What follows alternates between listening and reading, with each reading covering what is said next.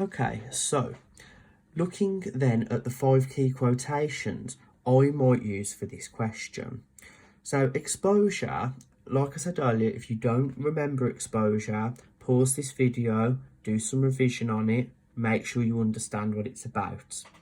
So when we think of the power of nature then, these are the 5 quotations that I would personally pick out. So merciless iced east winds that knife us. Lots and lots of methods within there that we can use, aren't there? So I might talk about the personification through the adjective merciless. So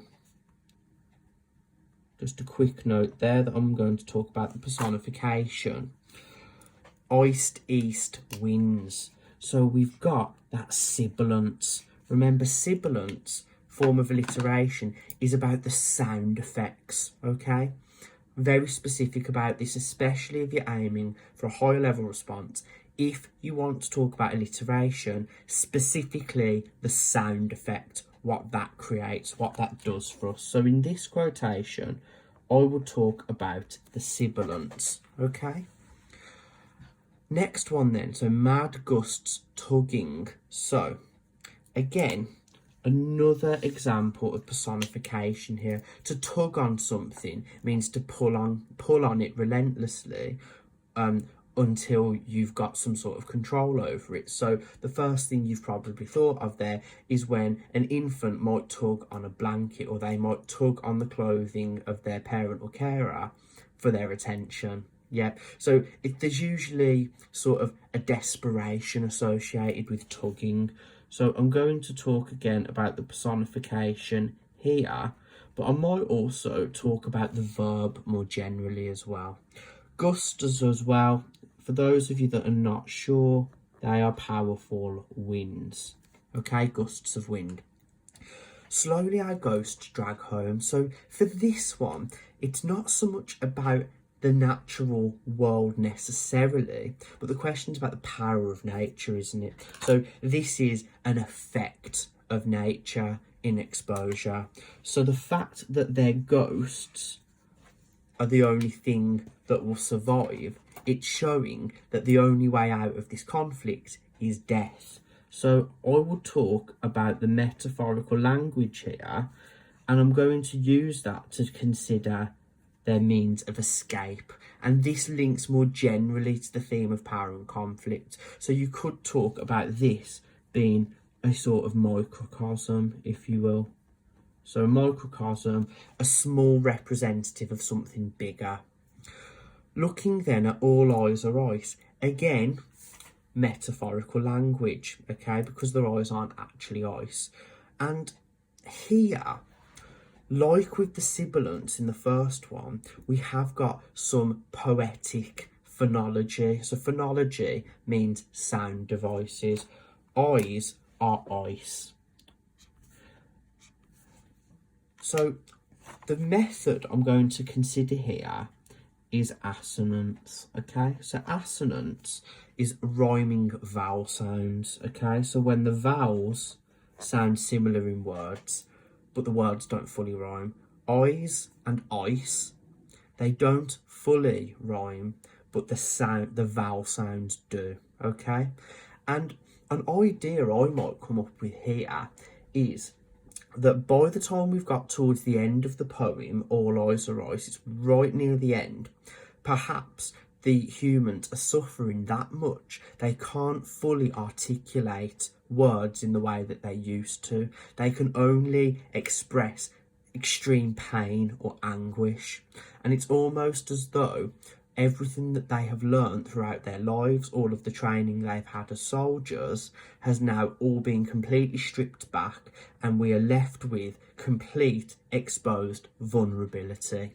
So that is something I might consider through the method of assonance. And finally, but nothing happens. So those of you who I teach know that I'm always saying talk about structure as well as language. Structure, especially in poetry, is just as important. So, but nothing happens is what we call a refrain. A refrain is a repeated line in a poem. So again, a bit like Slowly Our Ghosts Drag Home, it's not necessarily the natural thing, but it's the effect of nature. The fact that it's having a psychological effect on them as well as a physical one. Because so far we've mainly talked about the physical implications of being at one with nature or being against nature. Here we're thinking about how, because they're having to wait around in the trenches for a long time, the psychological effect of that isolation, of that vulnerability, is enough to put somebody on the losing side itself. And I think what Wilfred Owen is trying to get at here is it isn't necessarily the cold weather that's always going to kill the soldiers. It's the mental anguish and the mental torture that may do this. So if you could just pause this then, I want you to have another look through the poem Exposure, and I want you to think about, are there any other quotations about the power of nature that you might use? So I then think about my 3 sentences, okay? So my 3 sentence introduction. I know we've skipped a step kind of here when we haven't annotated the poem itself yet, but it's because I'm going to devote a lot more time to that.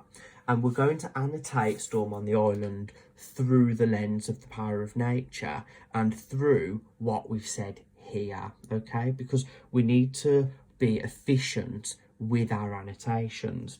It's not worth annotating every single quotation in lots and lots of detail, because you are not going to know every single quotation in lots of detail, and in 45 minutes you can't write about that either. So I want to go through this step first so we have a baseline for when we are looking at Storm on the Island. So I'll let you just read through those 3 points of what we do for 3 sentences. And for a level 4 analysis, I will go through a level 5 and 6 one shortly, but level 4 then, having a look at this, we think about how we're never going to have control over nature. So looking at what I annotated earlier, okay, so I'm bringing that annotation into my introduction. Then you see how in my second sentence, I just give a brief overview how it's in Storm on the Island.